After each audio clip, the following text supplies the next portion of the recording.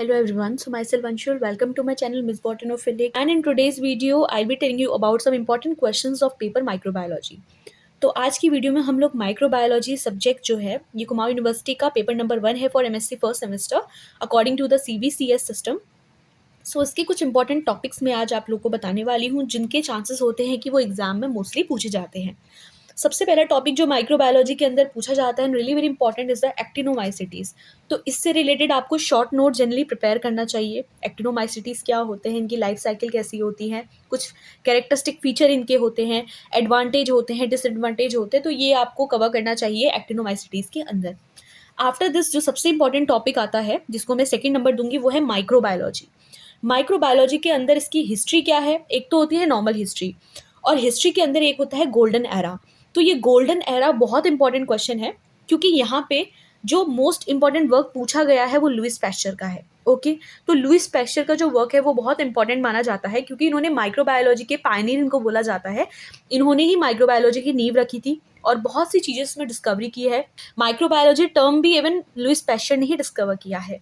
तो माइक्रोबायोलॉजी की golden era में भी सबसे इंपॉर्टेंट जो आपको पढ़ना चाहिए वो लुईस पैस्चर है। इसके अलावा भी बहुत से साइंटिस्ट है जिनका अपना कॉन्ट्रीब्यूशन रहा है गोल्डन एरा में। ओके, देन नेक्स्ट जो हम पढ़ेंगे वो है 5 किंगडम क्लासिफिकेशन।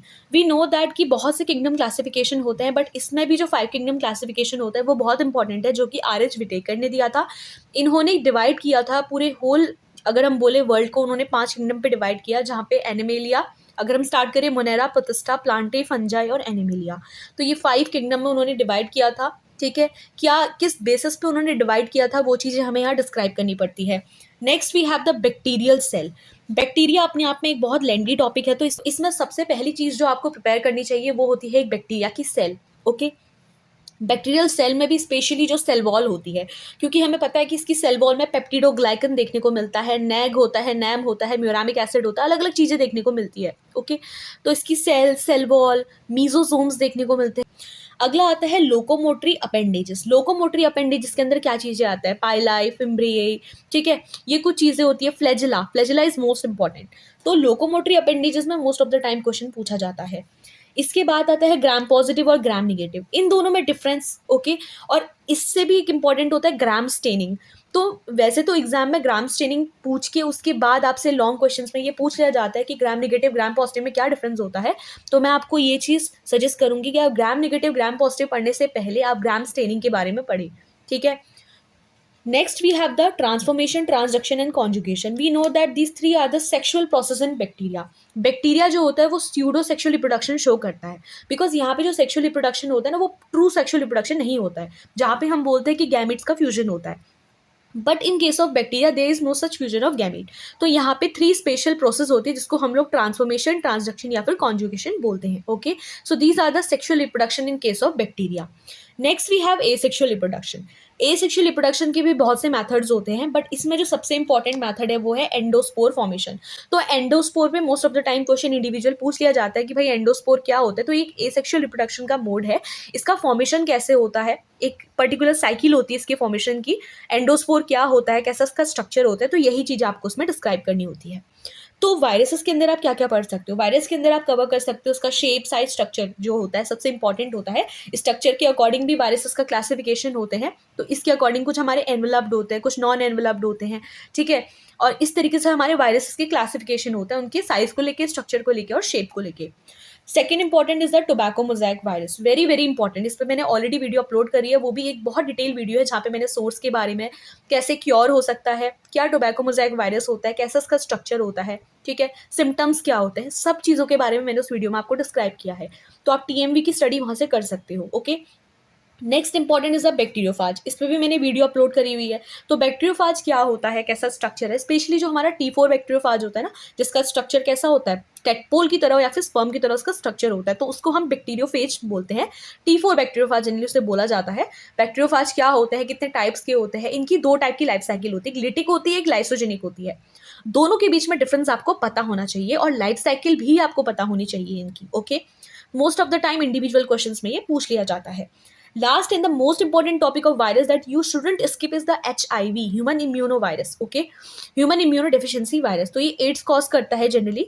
इसकी जो लाइफ साइकिल होती है, इसका जो स्ट्रक्चर होता है, स्ट्रक्चर में भी जो जीनोम का स्ट्रक्चर होता है एचआईवी का, वो बहुत इंपॉर्टेंट है। प्रायोन्स, वायरॉइड्स और वायरसेस। वायरॉइड्स और प्रायोन्स पे भी मैंने बहुत एक अच्छी वीडियो आप लोग के लिए अपलोड की है, जिससे आपको जरूर हेल्प मिलेगी, तो आप वो वीडियो से हेल्प ले सकते हैं। इसके अलावा इन तीनों में क्या डिफरेंस होता है? It's a very important question that can be asked in the exam, is the difference between prions, viroids and viruses. ठीक है, इसके बाद जो माइक्रोबायोलॉजी का लास्ट टॉपिक हम पढ़ते हैं अकॉर्डिंग टू आवर सिलेबस, तो ये लाइकन्स हमारा थर्ड और मोस्ट इंपॉर्टेंट टॉपिक है माइक्रोबायोलॉजी का, जहाँ पे आप इंडिविजुअली क्या करते हो, जहाँ पे आप पूरे लाइकन्स की स्टडी की जाती है। लाइकन्स के थैलस का ऑर्गेनाइजेशन कैसा होता है, इसके जनरल कैरेक्टरिस्टिक्स कैसा होता है, क्लासिफिकेशन कैसा होता है, ये सब चीज़ें हम लाइकन्स में पढ़ते हैं। तो आपने लाइकन्स में जो सबसे पहली चीज़ general characteristic, then you have to learn about the thallus organisation, जहाँ पे आप हेट्रो और होमो के बारे में स्टडी करोगे, हेट्रोथैलिक, होमोथैलिक। क्लासिफिकेशन आपको पता होना चाहिए लाइकन्स का। क्लासिफिकेशन भी हम बोलते हैं फोलियोज, फ्रूटिकोज, क्रस्टोस, ये होता है ऑन द स्ट्रक्चर के बेसिस पे।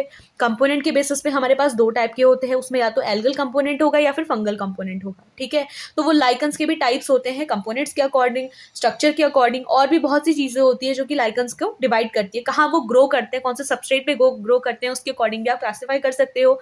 इसकी बात आती है रिप्रोडक्शन। रिप्रोडक्शन में asexual is very very important in case of lichens, जहाँ पे आप इसीडियम, सिफिलोडियम, इसके बारे में पढ़ते हो। इसके और भी होते हैं, सोरेडियम भी एक मेथड होता है। ओके, इसके अलावा सेक्सुअल रिप्रोडक्शन में जनरली जो चीज़ पूछी जाती है वो फ्रूटिंग बॉडीज होती है। ठीक है, कार्प जो हम बोलते हैं ना, एक एपोथीसियम फ्रूटिंग बॉडी होती है हमारी और एक पेरिथीसियम होती है, तो ये दो फ्रूटिंग बॉडीज के बारे में आपको पता होना चाहिए। इसके अलावा जो फीमेल सेक्स ऑर्गन जो कि हमारा कार्पोगोनियम होता है, और जो कि मेल सेक्स ऑर्गन जो कि स्पर्मेटियम होता है, इन दोनों के बारे में इनका स्ट्रक्चर आपको पता होना चाहिए। तो लाइकन्स जो कि टॉपिक है माइक्रोबायोलॉजी पे, इस पे मैंने बहुत सी वीडियोस अपलोड करी है और ऑलमोस्ट ये सारा सिलेबस उसमें कवर होता है। तो आप चाहो तो मेरी वीडियो से पढ़ सकते हो, उसमें से जरूर आपको कुछ ना कुछ हेल्प मिलेगी, और इन्हीं नोट्स को पढ़ के मैंने भी अपने एग्जाम में अच्छा स्कोर किया है। ओके, यही कुछ इंपॉर्टेंट टॉपिक्स हैं जो कि मुझे लगते हैं इंपॉर्टेंट है for the purpose of university exam regarding the paper microbiology. अब मैंने बहुत सी वीडियोस माइक्रोबायोलॉजी पे अपलोड करी हैं, आप लोग चेक कर सकते हैं प्लेलिस्ट में से। So that's all for today's video. If the video is helpful then please like, share and subscribe. Thank you.